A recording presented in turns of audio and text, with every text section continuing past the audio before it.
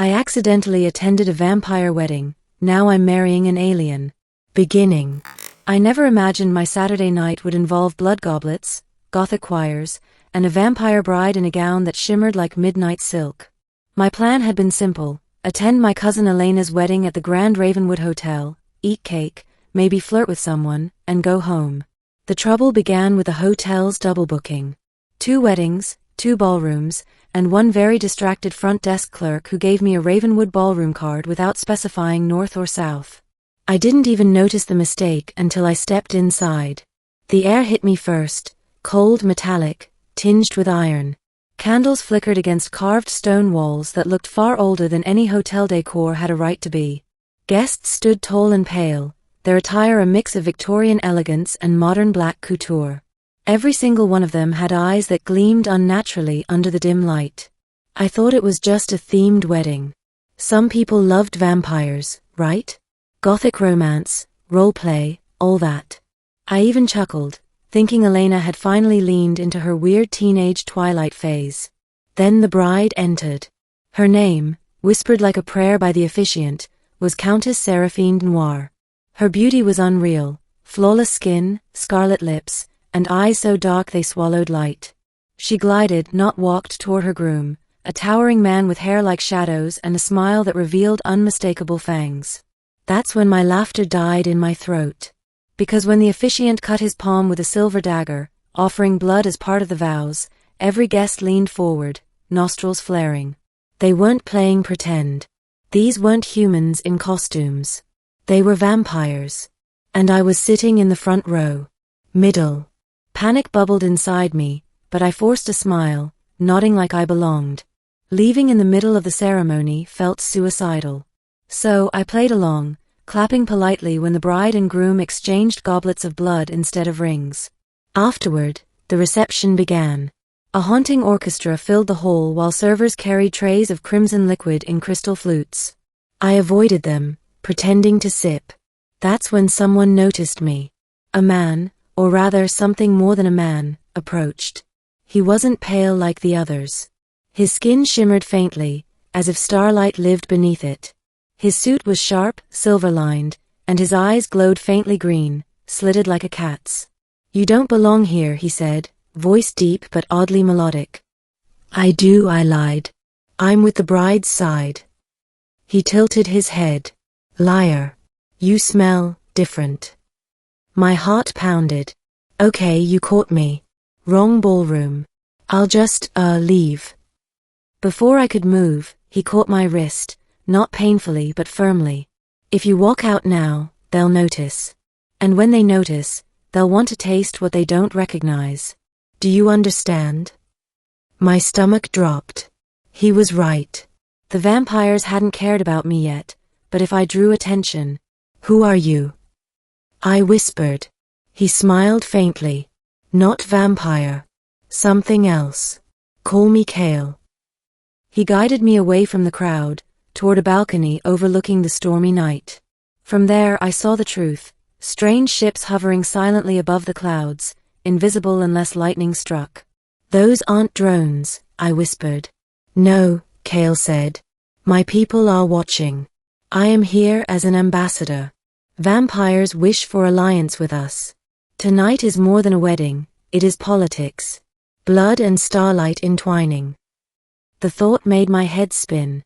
Vampires were real. Aliens were real. And apparently, they were making treaties sealed in marriage. I tried to laugh. "Well, lucky me. I'm just the idiot who wandered in." Kale's eyes softened, studying me like I was a puzzle.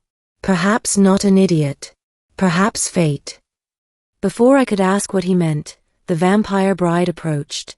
Her beauty was suffocating up close, her presence like gravity. "Mortal," she purred, her gaze pinning me. "You are not kin, yet you stand among us unclaimed. Do you offer yourself as tribute?" The room quieted. All eyes fell on me. I froze.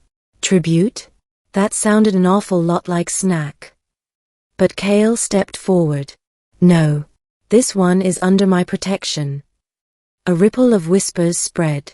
The Countess arched a perfect brow. An alien claiming a human at my wedding? How bold. Necessary, Kale said smoothly.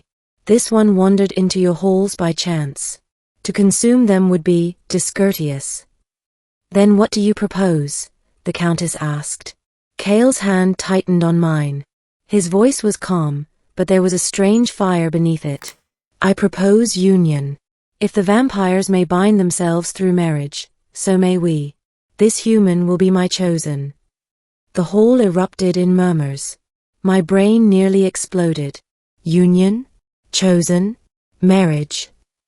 I stammered, wait, hold on. But the vampires nodded, some even clapping, as if this solved everything. And just like that, I wasn't a lost wedding guest anymore. I was engaged to an alien. The days that followed were madness. Kale insisted on keeping me close, claiming it was for my protection. Vampires were predators, he explained, but bound by ancient laws. Once a being was claimed, others could not feed on them. My accidental engagement had turned me from prey into someone untouchable. At first, I hated it.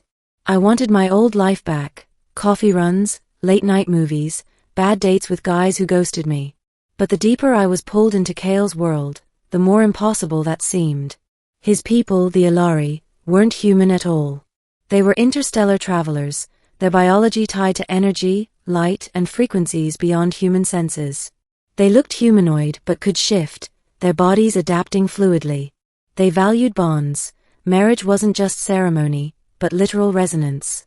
To join with one was to share thoughts, emotions, even glimpses of their cosmic perspective. You don't have to go through with it, Kale told me one night as we sat beneath the alien ships. I can release you. But if I do, the vampires will circle again. They see you as exotic prey. Great, I muttered. So my options are, marry a space alien or get eaten at a vampire buffet. Kale's smile was soft, almost human. There is also the third option. Trust me. Not as protector. Not as duty. But as Kale. Something in his tone shifted the ground beneath me. Climax. The wedding approached quickly, ours, not the vampire one. It wasn't human tradition. There was no white dress, no flowers. Instead, it would be held aboard Kale's ship, with his people gathered to witness the resonance.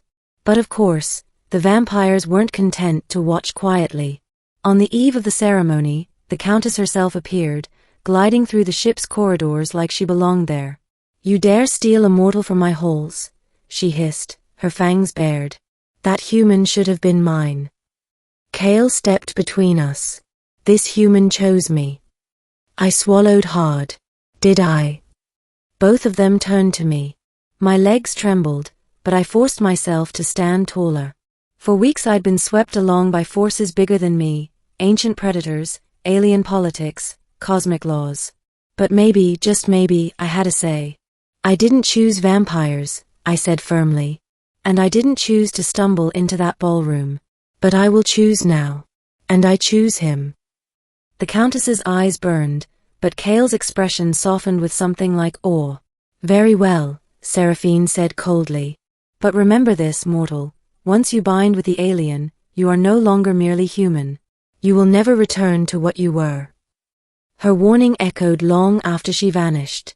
The next day, beneath a ceiling of stars inside the alien ship, I stood before Kale. Instead of rings, we exchanged fragments of ourselves, his light resonating with my heartbeat, my thoughts touching his across a bridge of energy. It was overwhelming, terrifying, beautiful. For a moment, I felt everything, his memories of galaxies, his loneliness as a wanderer, his quiet admiration for the fragile courage of humanity. And then, like puzzle pieces locking into place, our resonance aligned. The whole of aliens erupted in a sound like music woven from the cosmos itself. I wasn't just a human anymore. I wasn't prey. I wasn't lost.